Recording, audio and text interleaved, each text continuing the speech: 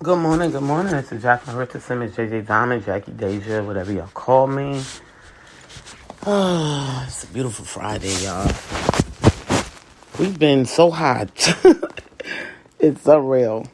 But I appreciate it, because I love the summer weather. My birthday's in the summer, so I just love the summer weather.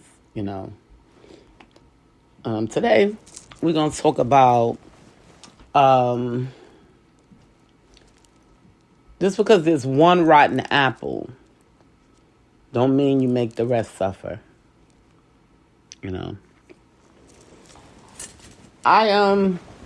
gonna talk a little bit. I told y'all a little bit about my connection with the Jamaicans in the Caribbean family. No, I'm not Caribbean as far as I know. No, I'm not Jamaican, but I can speak in a voice. I've been around them many, many years. I don't do it as much as I used to. I used to do it a lot when I was young. But when I made Pop Your Poom Poom, I made that to honor them because I wouldn't be where I am today without them. Okay? Even though a lot of the things that I was into was illegal, it wasn't the right things to do. However, they helped me get what I needed to get to protect me and my family. I want to start out, when I was living in Harlem with my mom and my little brother died. They played a big part of that, not because they protected me, because there was no one there to protect me but God when it happened. But when my face was on the newspaper, okay, and that's the same little girl that would come and bring change from packing bags to buy ice cream. That was the same little girl that just went through a lot of trauma.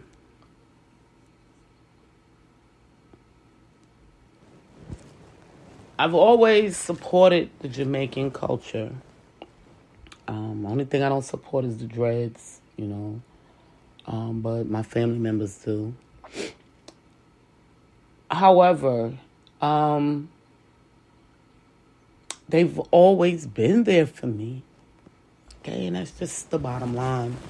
I'm going to give it to y'all. I have to tell y'all the truth,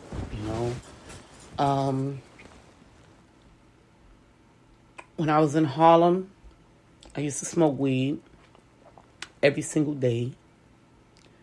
They all knew why, because of my life, what happened in my life.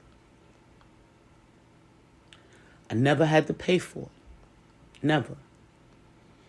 I never bought a bag of marijuana. Never. It was always given to me, if that's what I wanted. To this day, I've never bought a bag of marijuana. So I don't know what it's like to be a pothead spending all your money on marijuana. I don't. I had to learn by watching others because it was always given to me.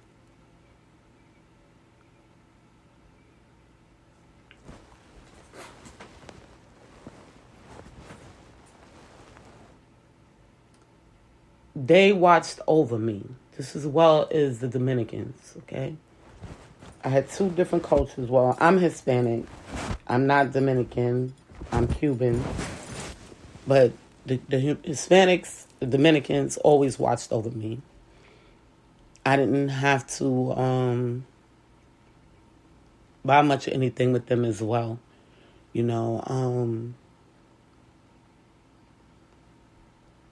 They made sure I had the best. Y'all see my friend on Facebook. I talk to him sometime. He's in DR. And, I made a statement on, how me and him need to come together so we can show y'all how to turn up, And when we turned up, we had fun. It was never no arguing, no fights, none of that, And he was one of the ones that introduced me to champagne. Okay, I was never really a liquor drinker because it makes me want to fight. And he introduced me to champagne, and I liked it. It didn't make my stomach hurt. I wasn't dehydrated. You know, he showed me how to drink champagne. And I was blessed to be taught these things at a young age. You know, I was drinking $300-$400 bottles of champagne at 16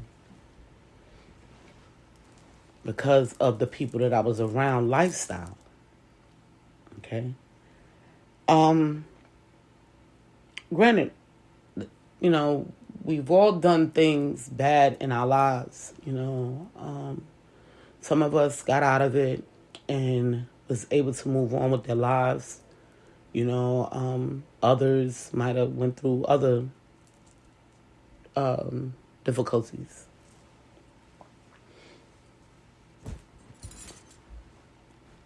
No matter where I went in Harlem, okay, no matter where I went, there was a Jamaican that knew me. The people in the Bronx would laugh at me and say, my daughter had one of them power cars, a Power Wheel, a little Corvette. And they said, "Where you going, Jackie?" I said, "I'm going to Harlem." And it was like, "Why?" I said, "Because I'm not feeling the love here like in Harlem, and I need to go home." "I thought you said you ain't had no money." "I don't, but I don't have to worry about that when I get to Harlem." So I would take my daughter in her little Corvette, knowing it's going to die, the battery. Where am I going to charge it? Because I'm in the street. And I would, "Come on, Shaquana, we're going to Harlem."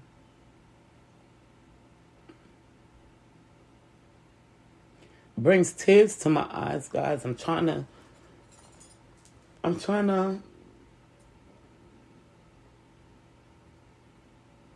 Let's give me a moment. It brings tears to my eyes. If you understood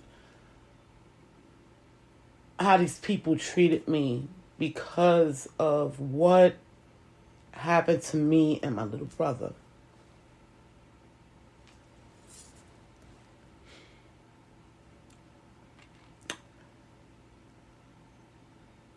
It was always love, no pain.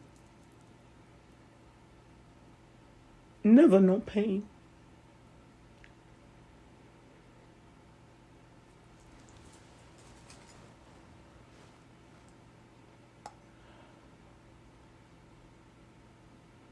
My name went through Harlem, went through all upstate New York because of them.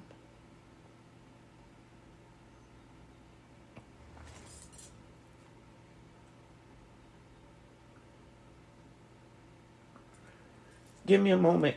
Just give me a moment.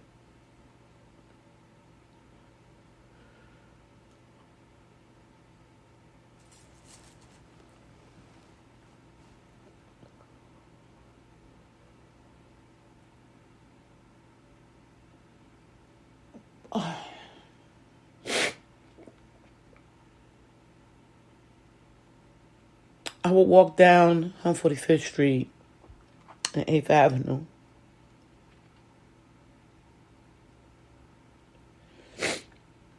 And they're like, "There she is. Where you going?" "I'm just coming to see you guys, coming through. It's getting dark. You need to go home." I said, "I know." They would give me money. "You hungry? Eat."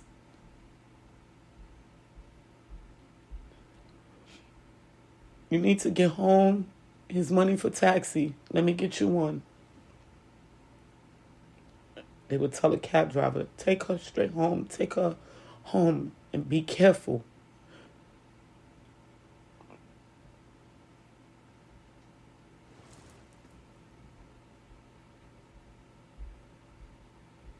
no matter where I went and home,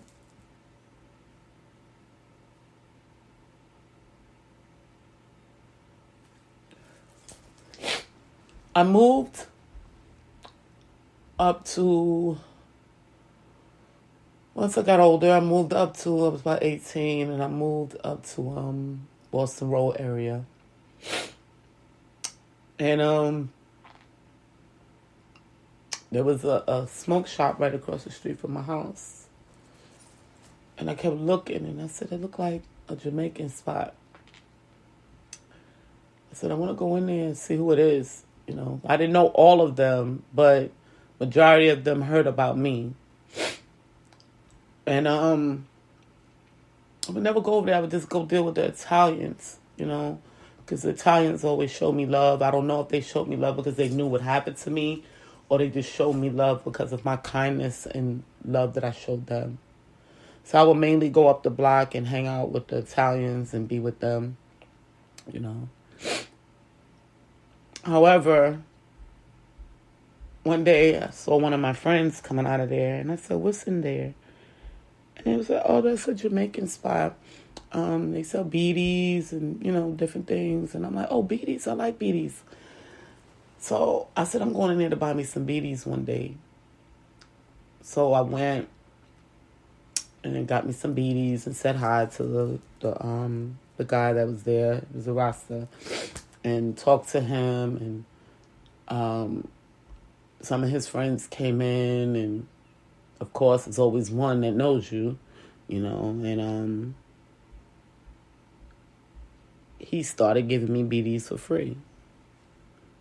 And I said, damn, he knows. I just can't hide from this.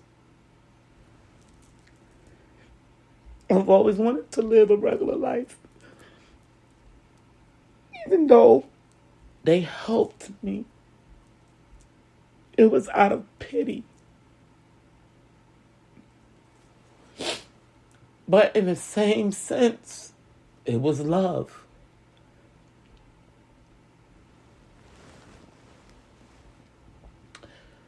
So then, you know, I went to Buffalo, you know, and I had all these people. I had like an entourage, okay? And I couldn't take care of all these people. So I said, okay, I know how to do it. I'm going to go. I never sold cocaine, guys. I just want to put that out there. I sold weed. I went. And I told the guy, I said, I want to get some weed. So how much, you know? He didn't give it to me for free, of course, because he had to make some type of profit, but he gave me the lowest, best price.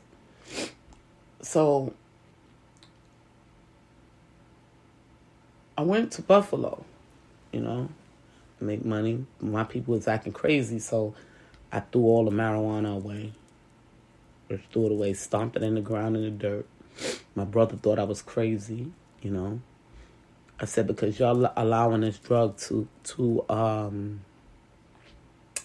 control you. And I can't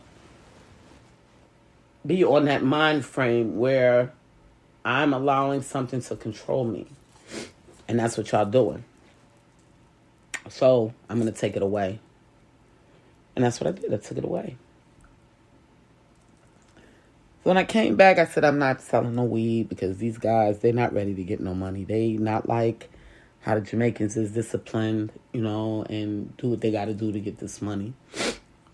Now, I watch some Jamaicans sell weed to open up stores, build big business, not big businesses, but businesses in the community.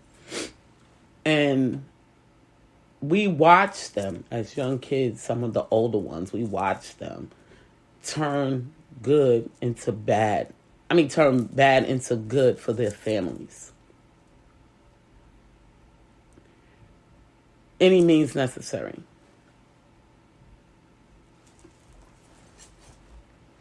They taught me how to protect myself. They taught me so much, okay? And this is where, when I tell y'all, there's people always watching. The Bronx knew that I was comfortable with the Jamaicans. Right? I had a boyfriend. Let me tell you about this boyfriend. He he got mad because I used to like to go to Harlem all the time. I got in his car, and he said, "You want to go to Harlem? I'm going to take you to Harlem." I said, "Okay." And then he gets out the car on the bridge, and he started pulling me out the car, and he was like, "I'm going to throw you in the water, and now you'll be in Harlem forever." So I'm fighting him, like, I don't want to die. What is wrong with you? Like, leave me alone.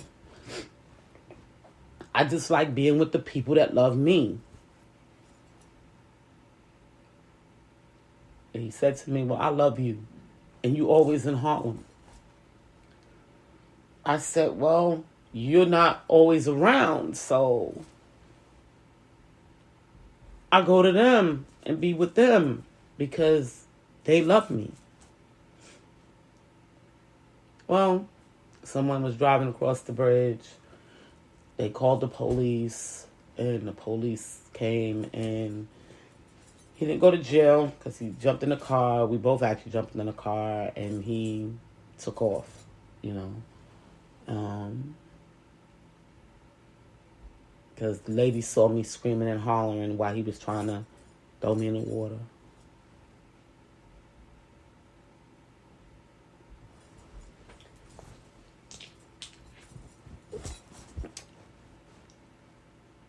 It didn't stop me from going to Harlem.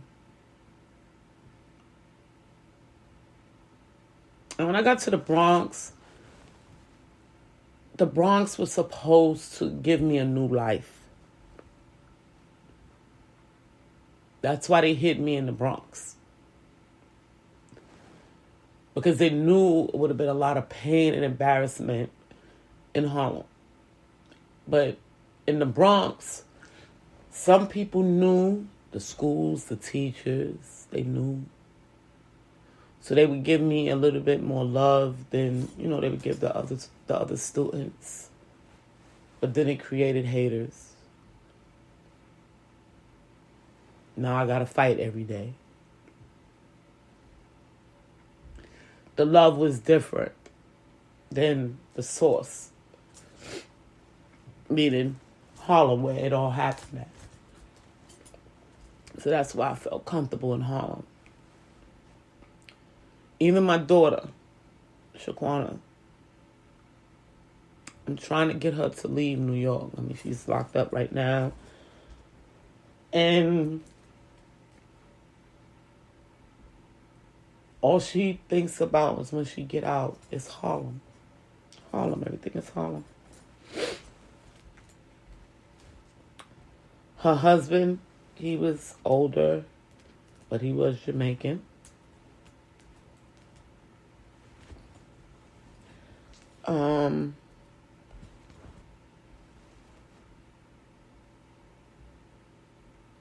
And they have certain ways that they live, and how they carry themselves. Now, getting back to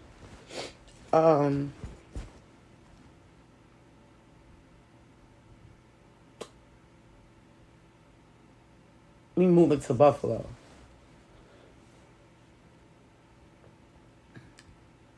When I moved to Buffalo for good, I was just like an average foe.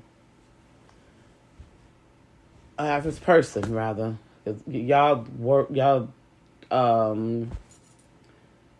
slang is a little bit different from ours. The younger ones is a little bit different from ours back in the day. So I gotta watch what I say and how I say things. So I'm trying to make sure y'all understand.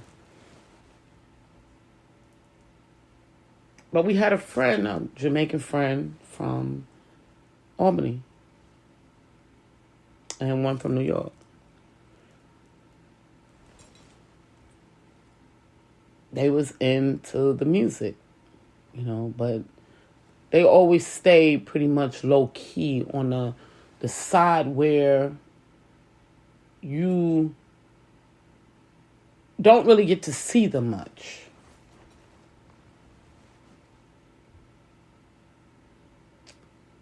Managers, promoters, stuff like that. Because they run the streets,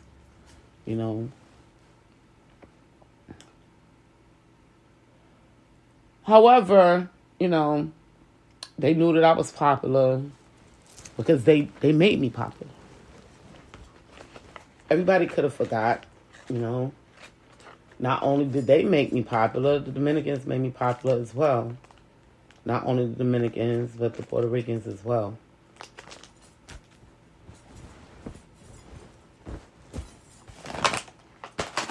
Because they knew my family's last name. They knew, a lot of them knew my aunts. When I was coming up, she wound up moving, but they knew, they knew my mom, my grandmother.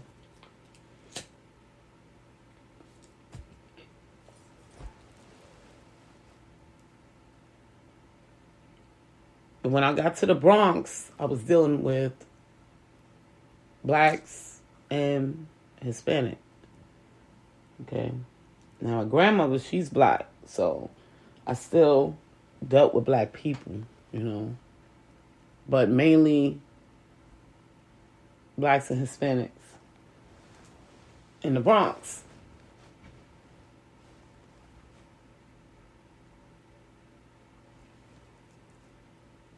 When I went to Buffalo, they already knew who I was, and I didn't know that they knew. But they start showing me,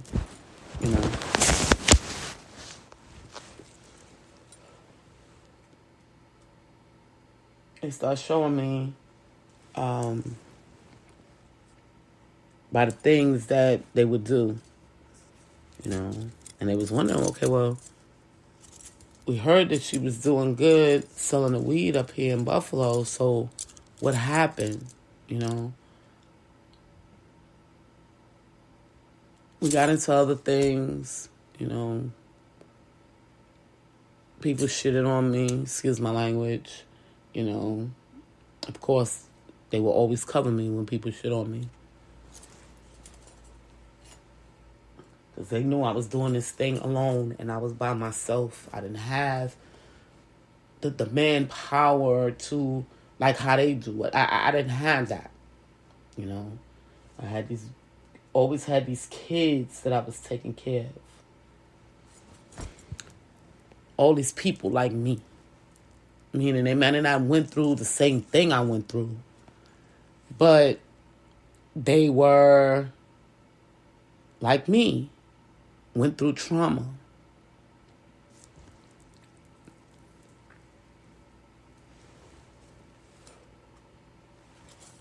The reason that I believe they accepted me the way they did is because in their country, they go through a lot of trauma. Financially, I know y'all see movies of how they live, stories about how they live over there in Jamaica.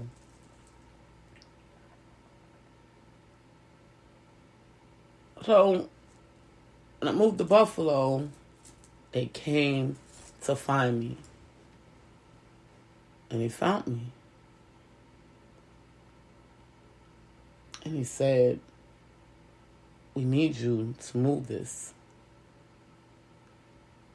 And I'm like, we know you could do it because you did it already. But we don't understand why you stopped.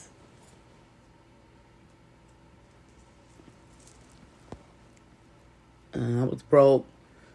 I had a guy that I had met in Buffalo. I think I told y'all about him, Brian.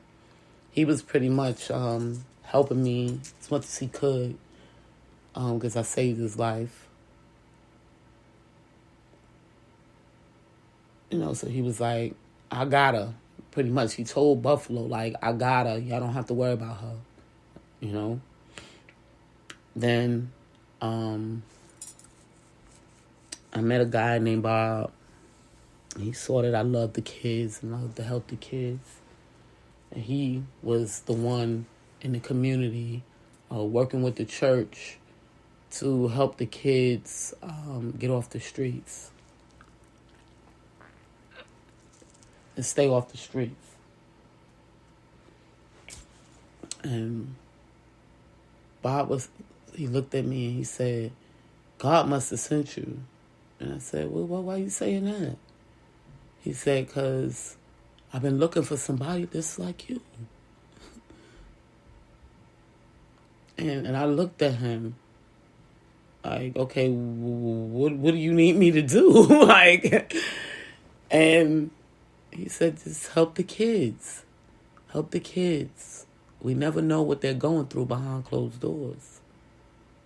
That's why they be outside. And I said, oh, okay. And I thought about myself. Okay? Thought about myself. What I've been through. Now, Bob never knew what I went through.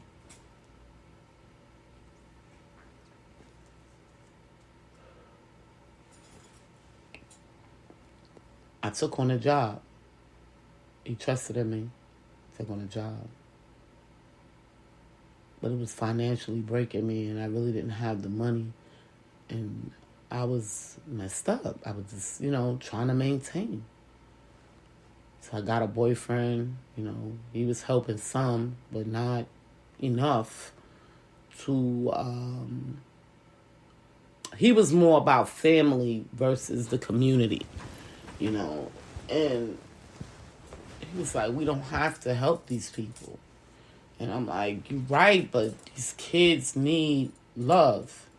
It was given to me. I remember every day I would get up and go outside, and in my community, they gave me love. Didn't matter what I looked like. My hair could be standing all over my head, and they still gave me love. I got on social media one day, looking a mess, and I wanted to remind my friend from DR, like, remember, I need you to remember, when I would come outside and stand on the stoop, and you still loved me no matter what I looked like, and I appreciated that. Because nowadays, our approach to life is people are not going to like me unless I have on the best shoes, or I got on the best clothes, or I'm groomed properly. Yeah, it's a plus.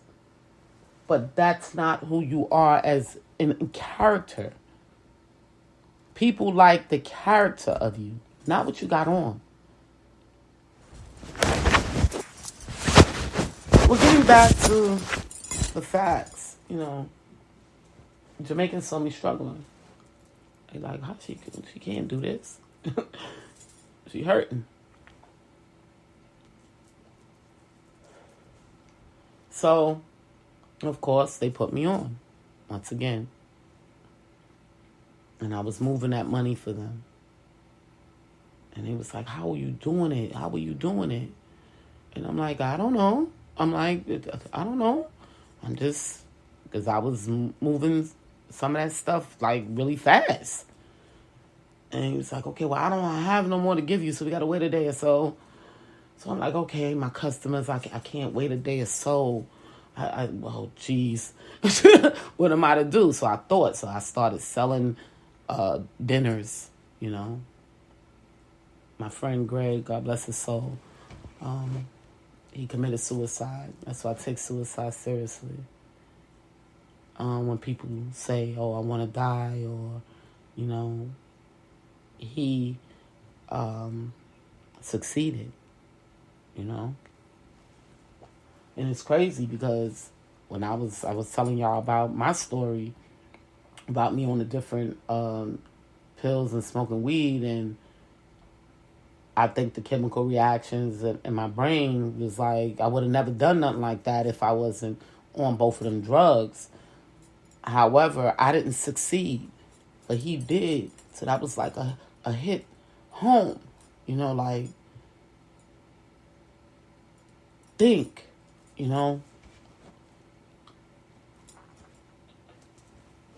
And what pissed me off was a friend of mine that live here right now in Charlotte, from Buffalo, said he spoke to him that day. And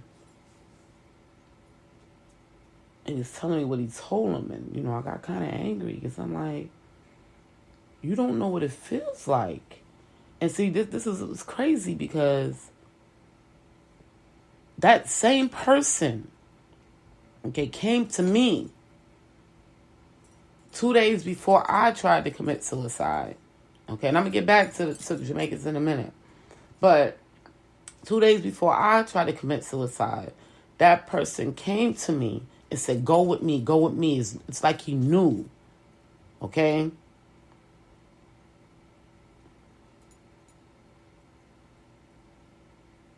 But you let your best friend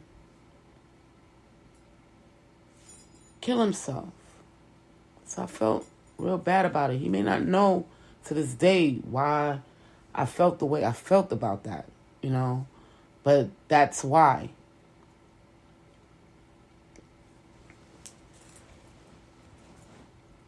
Anyway, my friend Greg, he was like, I said, my peoples are out, and I'm waiting for them, and I got to keep this money going, And he's like, well, this is a barber shop, and people come in here every day.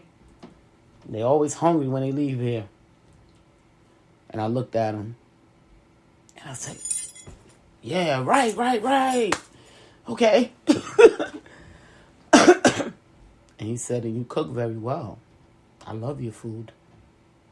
I'm your biggest fan. I said, okay, all right. No more to be said. So I went over there in my little house and started cooking up some stuff and selling plates. I said, damn, I'm making more money doing this than I was doing with the other stuff. I'm like, okay, I see Buffalo, I see y'all. But the money was coming in fluently. Now my people, they ready again. I forgot all about them. I'm like, shit, I'm over here making money selling this food. But here they come back. And they're like, oh, ready now. Okay. So, I incorporated it all together. That's when I started my sales career, guys. Illegally. Okay. And the money was just coming in. Word was getting all over the place. That's when DMX had to come see me. Because not only was I selling weed and dinners, I was doing hair too. So I was taking all the money in the city. I wasn't letting the streets get no money.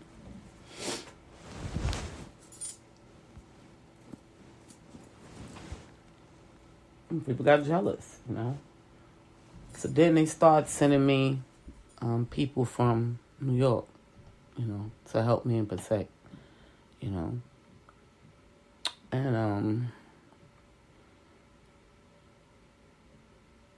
I'll never forget it. I went to the bar one night, and I was so known, in the bar, because I always went to this one bar, and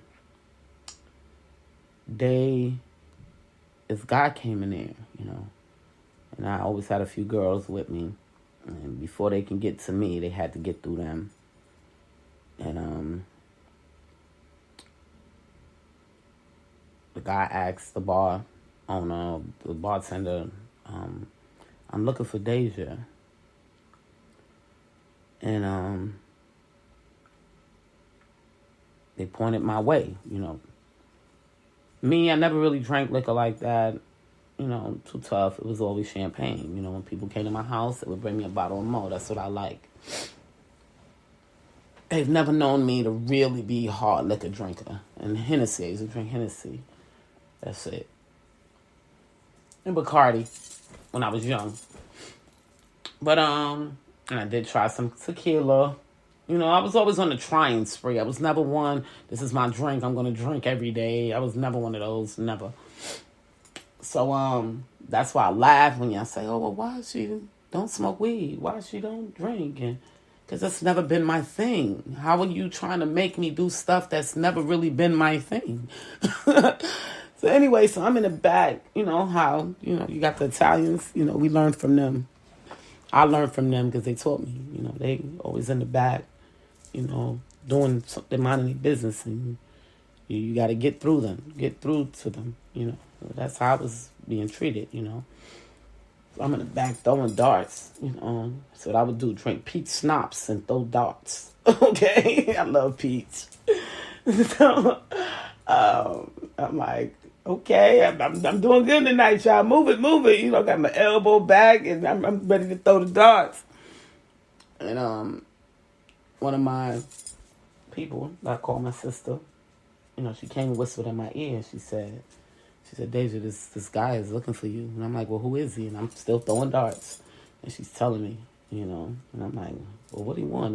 Was he trying to talk to me? You know, I ain't messing with no men right now.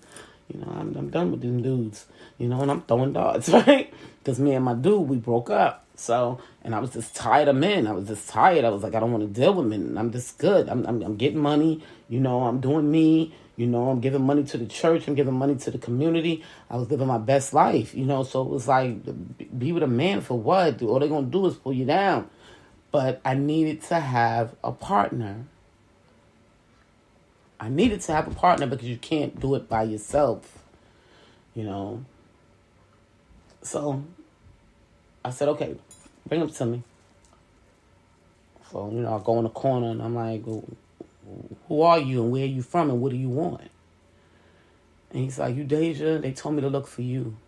I said, who told you to look for me? He said, my people's in Brooklyn. And I said, your people's in Brooklyn? Who? He said, I can't say no names.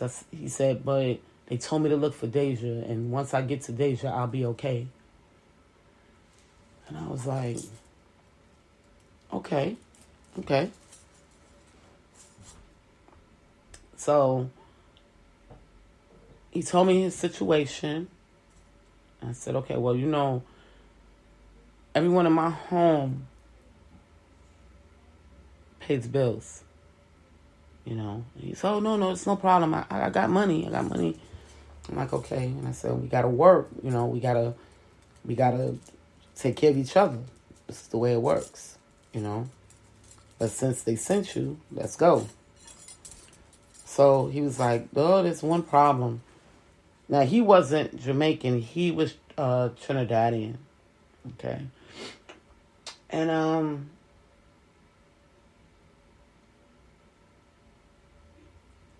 we pretty much built a family, you know. So it was time for us to go home. Something happened. Can't remember exactly what happened. But we fell short financially. I was about to pay off my car. I'll never forget it. And my car broke down. And my Italian friends, you know, they was the ones that always sold me the cars. And he was like, oh, the warranty is up. And I'm like, oh, you're doing me wrong, you know. But he said, I'll have another car for you, don't worry, you know, but you're going to have to stay on the payments. And I'm like, damn, I don't want to stay on these payments. So I wound up, God bless me once again, some money came in, I think I income tax or something happened. I paid it all. And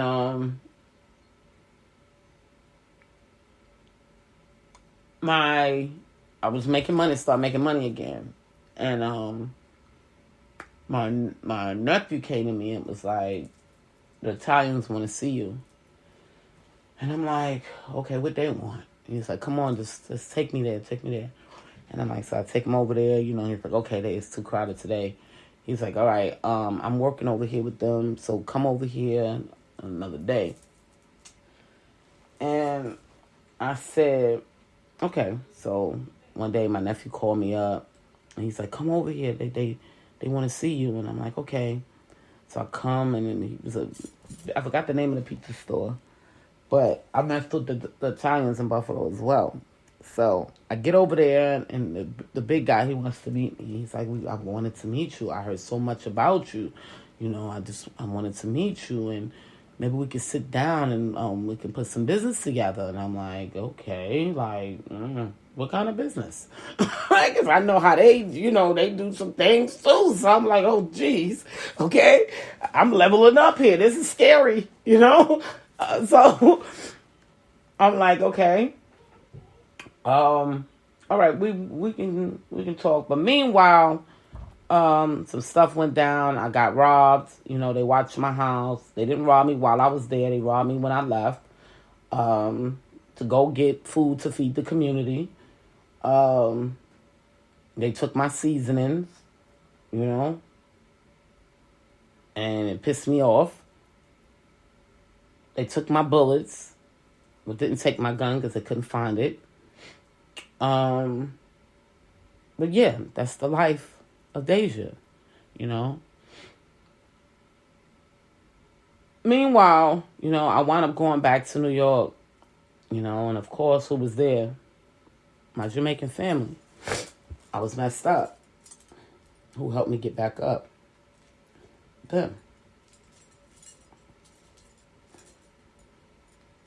It's always them.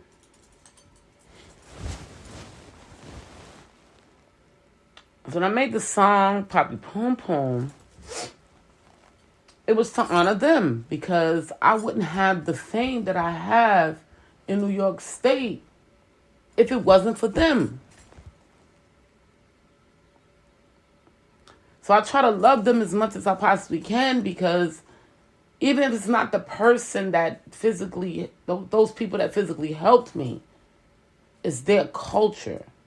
Let me tell you how strong my love was with Jamaicans. And so I tell you, I was going to say this before, but I forgot. People are always watching. I was working for a company called Crystal Community, a Hispanic home care company, and they noticed that I was always with the Jamaicans. Okay? That's why I tell y'all, people are always watching. And my boss, the owner of that company, he was a politician. My family was into politics, So it all ran hand in hand. But he saw that I liked the Jamaican people because I had just got spit on by an Italian and get money on the streets with my Jamaican people. I ain't got time for this.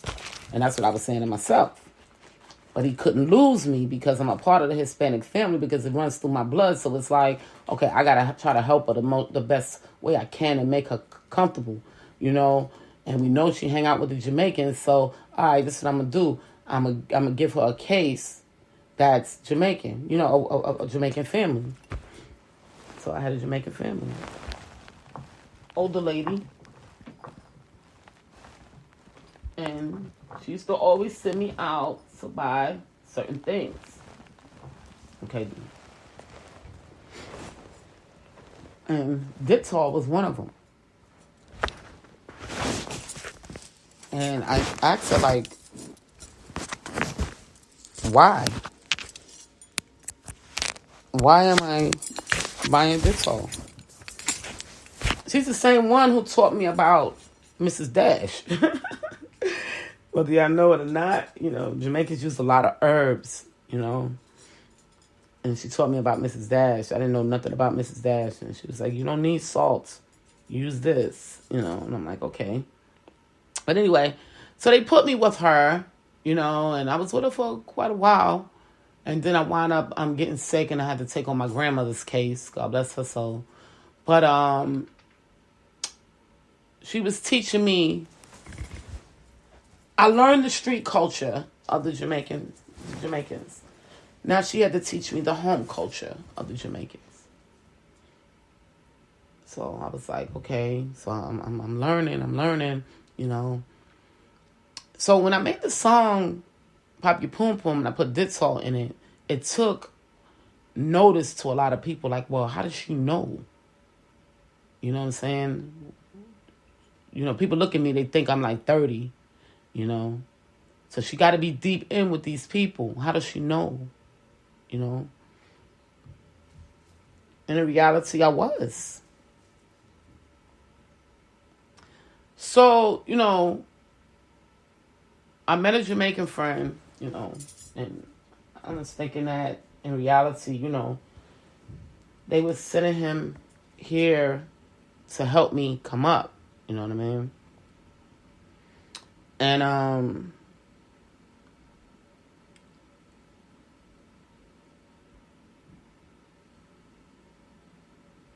I accepted his friendship because of his culture, not because of who he was. Because I know that they've always been in my life and always protected me.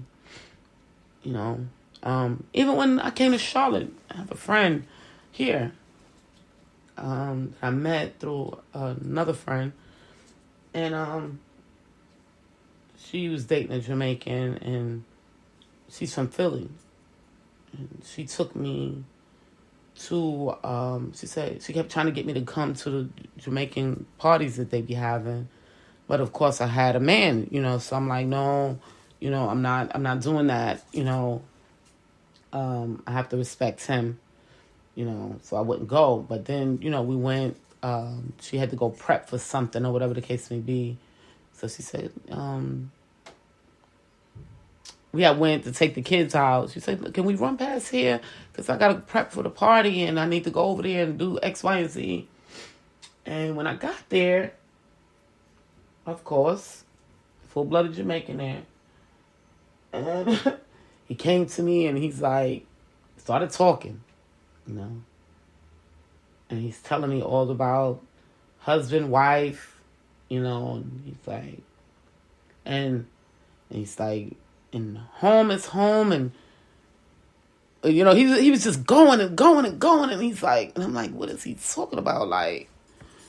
And I'm saying, is he trying to say, okay, well, you're not married, so why are you worrying about this man? It's different if this was your husband, like, let it go. That's the way he was coming at me, and I'm like, okay, all right. And I've always trusted the words that they tell me, the things that they tell me. I always trusted it. So I'm like, okay. Maybe it's really destined for me to be with this Jamaican that stepped forth in my city, from New York. That's what I was saying to myself. But then I'm like, nah, because it's just not adding up. It's just things is not right. I don't get it. I'm not feeling this. Long story short, I'm not going to tell y'all about me and this dude's relationship. Meanwhile, up until we really became a part of each other, meaning trying to have a relationship. Okay, but he's nothing like the Jamaicans that I knew, he's nothing like, of course it's a different era, and, I kept saying to him, like, where's your mom? I need your mom. I need your mom. I need your mom. I need to know, how to handle this because, as far as I'm being told, and I'm feeling we're going to have this more than just a friendship. So I need to know your people. I need to know, what you are good at, what you're not good at, what you're going to do with your life. Are you serious? I need to know.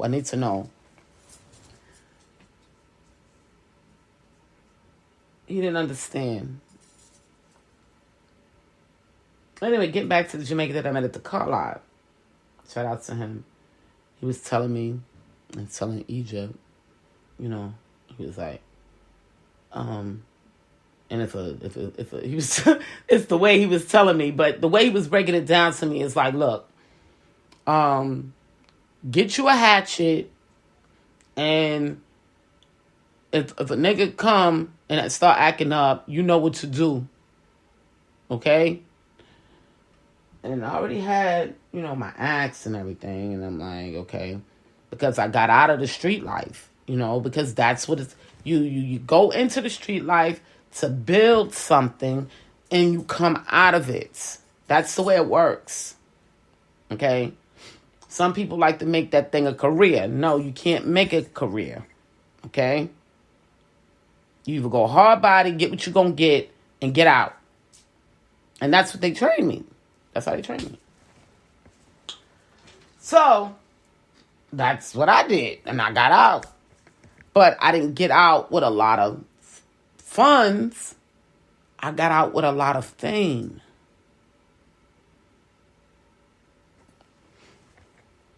And that taught me something. I can't be turned up with no money.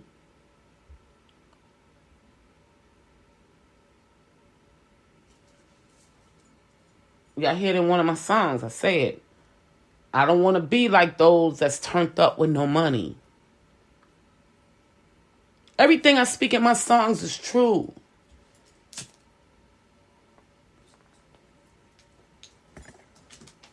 Just like when I made the song, The Rundown, about the military. These people come at these military officials, veterans. You don't know where they've been in their lives. You don't know what they had to experience. You don't know if they may snap your neck.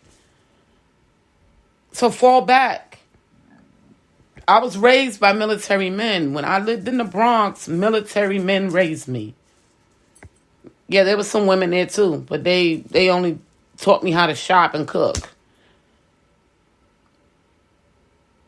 The men taught me how to survive.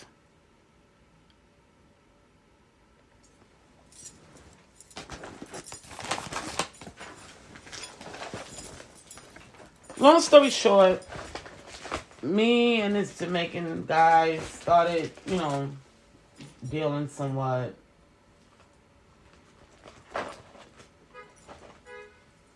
And,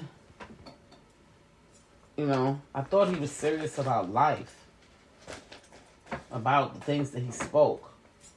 The dreams that he wanted. And I'm saying to myself, like, okay, well, he got it good because it's nothing like being with someone that was raised in your culture. For you. I was raised in your culture for you. Accept it. But he couldn't. He thought it was too good to be true.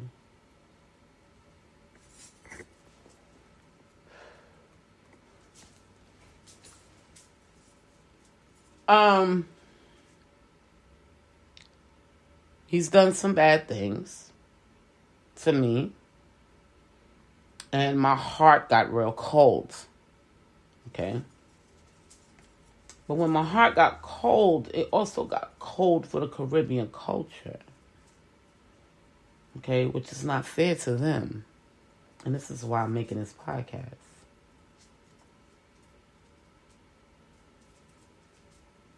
The Caribbean culture has been in my life all my life. Has never stopped. And I'm not going to let one rotten apple spoil it for the rest of them.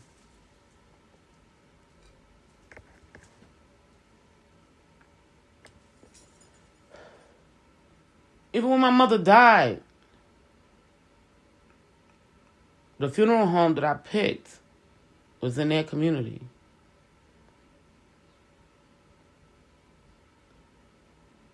I had to go get my eyelashes and eyebrows done. I got them done in their community when my mother passed away.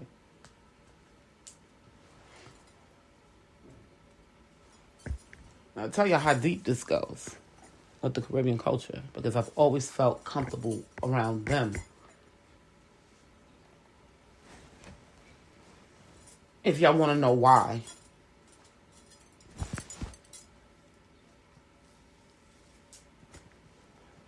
One day, he kind of pissed me off. And I couldn't understand, what he was doing, and I was going off. And he started talking with his Jamaican accent, and at first I was mad, you know what I mean? But then I laughed because I'm like, okay, you want me to remember who you are because you're still Americanized. So you're thinking that I'm forgetting who you are. No, I'm trying to lead you to happiness. But you're not seeing that because you're so caught up in all this American stuff instead of living your culture.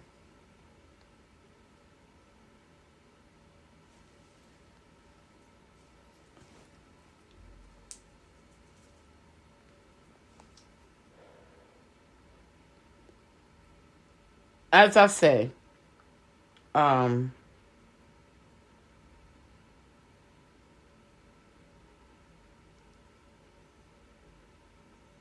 when I say living your culture, everything about your culture, like he would get mad with me.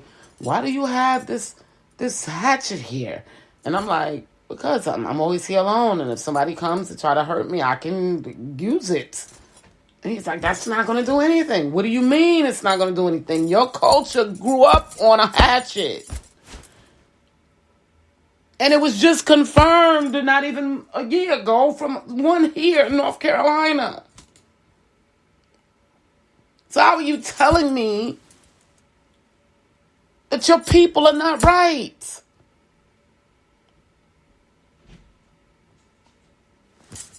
I just couldn't understand it.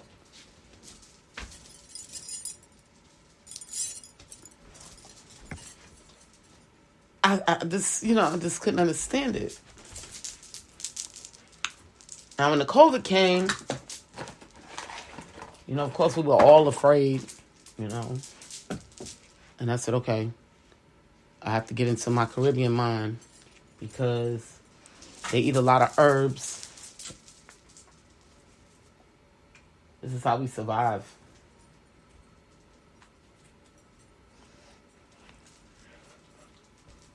This is how we stay clean. This is how we detox ourselves. We like natural stuff. This is what they've always taught me. The food that they fed me, Jamaican food that they fed me, never hurt my stomach. But if I eat somewhere else, outside of barbecue, because if I eat barbecue or grilled food, I'm pretty much good. I don't have stomach pain or I don't have cramping and stuff like that. So that's why I eat only two types of foods, and that's Jamaican food and Chinese food. Those are the only two foods that don't hurt me. And it's similar because they both use a lot of herbs and onions and peppers.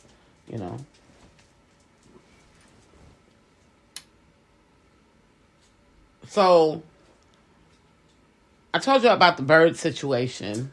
Where the bird was eating up my thyme. Thyme is one of their major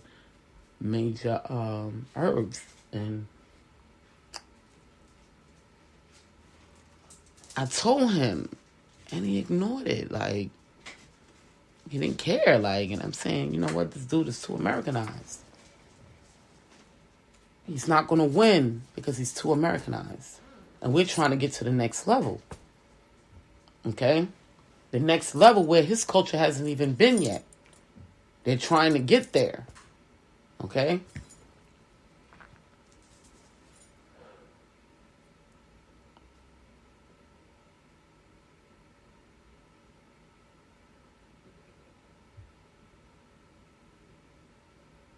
It was crazy because I said, he's not responding about the herbs. Like, what is wrong with you? The herbs is what makes our products. The herbs is what we've been eating to keep us alive throughout the COVID. The herbs. I know he was too Americanized.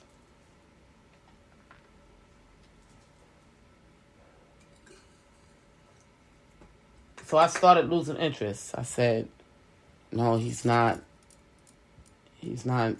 true. He's not true to his culture. I told him, I said, listen, income tax time came around. I said, I got some money, let's go to Jamaica. I need to go there. I want to stand on the ground of where the people came from that helped me. It means a lot to me. I want to stand on those grounds.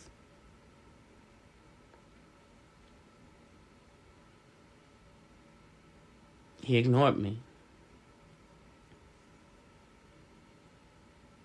Instead of him sitting down saying why, I would have told him.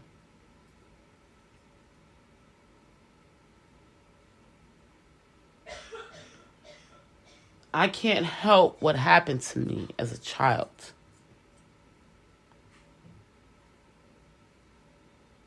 I got over it to an extent because it sits with me every single day of my life. But I'm able to deal in life.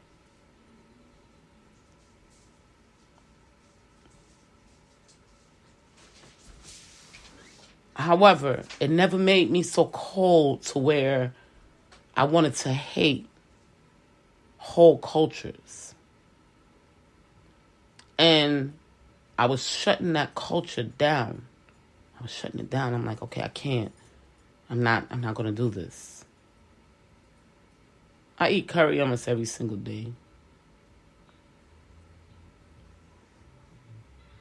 I put it on the counter and I just pushed it to the side.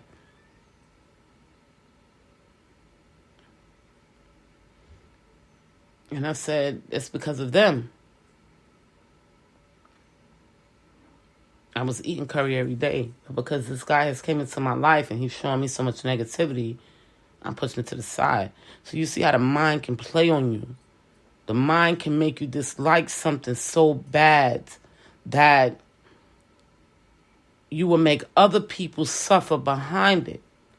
Those people has done nothing wrong to me. I had to think about that. I wasn't able to take a bath yesterday. I think about stuff better when I'm in the tub. I took a shower yesterday.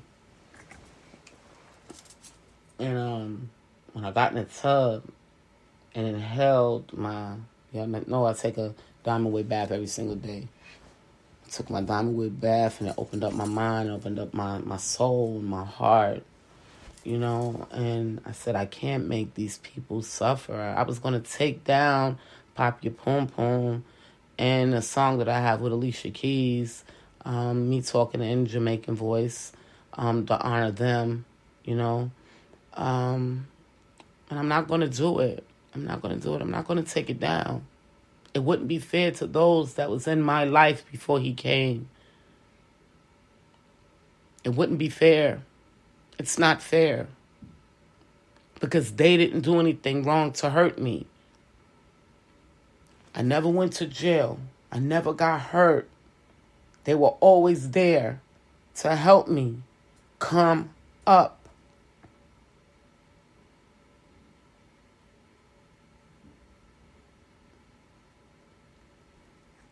I'm not going to let one rotten apple destroy everything that them people instilled within me to help me build. And it all started from a picture on the news on the newspaper.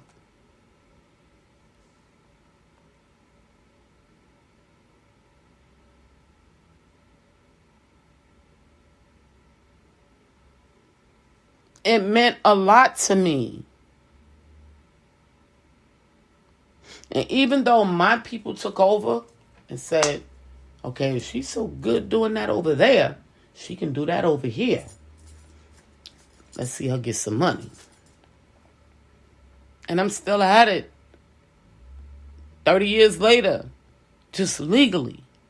I turned what I learned from other people and other cultures into something legal.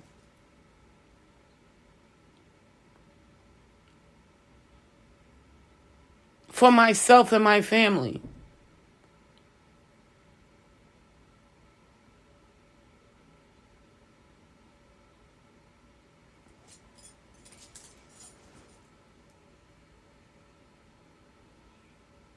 So I just want to extend my apology to the Caribbean family for me saying that I was going to take it down.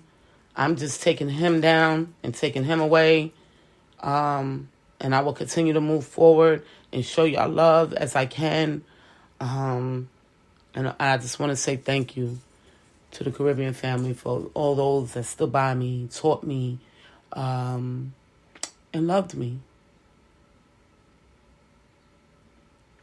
I had to get that off my chest because I'm moving forward from this fella. He's just not for me. He's lost his culture.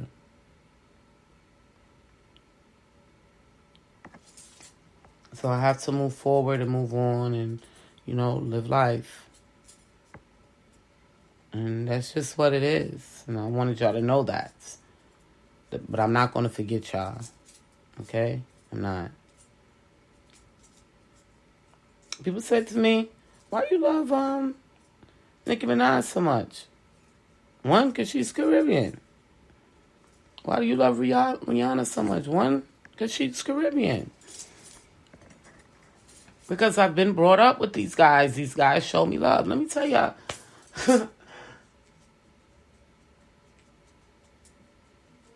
I think I told y'all on Facebook. I'll never forget it. I was homeless, living in a Motel 6. And Meek was helping me, trying to come up with my first song that I was, putting out. And my son said, we're sitting in the hotel room, and I don't know what I was doing. I can't remember. My son said, "Mom, Nikki is on the phone." And I said, "Who?" He said, "Nikki." I said, "Nikki? Nikki who?" "I don't know a Nikki." He said, "Nicki Minaj."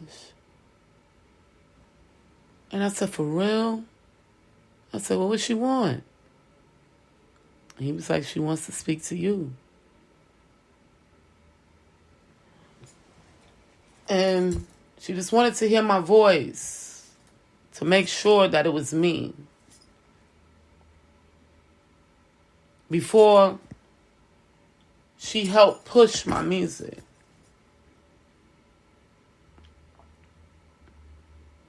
So, of course, y'all see me marketing her. And, y'all come down on her about certain things that she may say or do. And I take up for her, It's because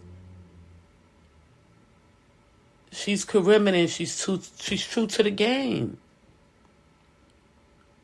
To an extent.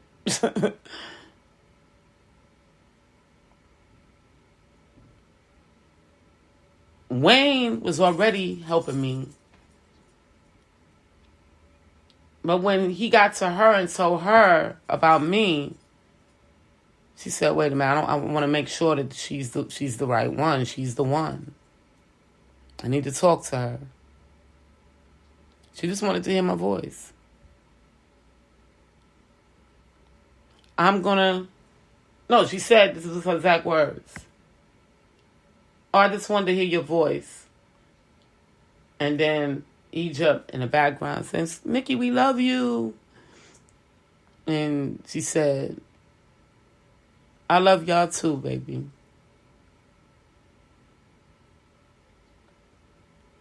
And then she hung up. And I said, "Okay, I got to keep going." I said, "Son, it's going to happen." And he just looked at me, no matter all of the people that was around me kept downing me and mistreating me. I said, "I'm going to keep going. Come on, we're going to keep going." And then I got depressed again. You know how I go, for those that's in the music industry. And I kept saying, "Oh, maybe I should leave it alone. Next thing you know, someone from Germany, I believe it was Germany. Yeah, Germany. Jamaican girl. She calls me up. She says, hey, you've been referred to me. And I said, by whom? She said, no matter, that doesn't matter. Then we got cut off. So then she texts me. And she said, I need pictures of you. And I said, okay. You and your son. I said, okay. So I gave her pictures of me and my son. And they saw that I was rolling more with 50, than I was YMCMB. But I still loved YMCMB, And because they was a big item in Maryland, and I listened to them every single day. Drake and Nicki and Wayne, they was my everydayers, okay? I'm playing the music every single day. Somebody come to me and say, well, what's in your CD player? Nicki Minaj. Oh, okay. Well, Jay-Z, you got one too. Because one day somebody asked me, what's in your CD player? That's a big thing in Maryland. When you start meeting people or start dating, the first thing they ask you is, what you listening to? That's how they determine whether or not they want to talk to you based on the type of music you listen to. Okay? So,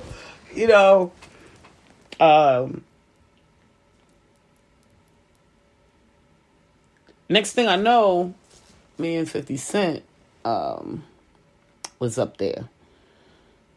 She went and got a picture of 50 and put him up there as well, because they saw that I was rolling with him. So you see how the doors opened up. I just want to explain that to y'all. So then once I became homeless, I went to look for Tony Yayo because he's Caribbean, I went to Brooklyn, looking for him and put the word out. Y'all seen Tony Yayo? They was like, he was out here a little while ago, but he gone. And I'm like, okay, all right, I'm gone. But the word got out, and he decided to help my son market his music, and that's pretty much how I got involved with G-Unit, YMCMB, Alicia Keys, she came on board, she's big with the Caribbeans as well, and we all just rock together, and I told them, I wrote it on Facebook, I want a label, guys. I don't want to be signed. I want my own label to protect my son, so they all decided to help me. And I'm thankful for that. My friend, my friends, they, not all of them, some of them, forget them dudes, forget them. No, I cannot. Because they helped me build a business. This is a business. And it's legal. And it's cutting checks. Legal now, and I see bigger things than what you're normally used to. And I'm bringing you guys with me. I chose y'all. I had to sit back and think about it. But I chose y'all. Even though I'm American. But they accepted me. So I just want y'all to get a little bit more understanding about who I am. I treat those the way they treat me. If you showed me love and didn't hurt me, I'm not going to hurt you. But the moment that I see that you hurt me and you don't care about hurting me, I'm going to hurt you. And that's just who I am. Because I'm about love, honesty, respect. In the street game, in the music game, in the sales game, you have to have loyalty, love, and respect. Or nothing moves. And that's just where it is. That's the way it is. And I was taught that young, not only from my family, but from their culture as well. But they also taught me, you get ugly, I can get ugly too.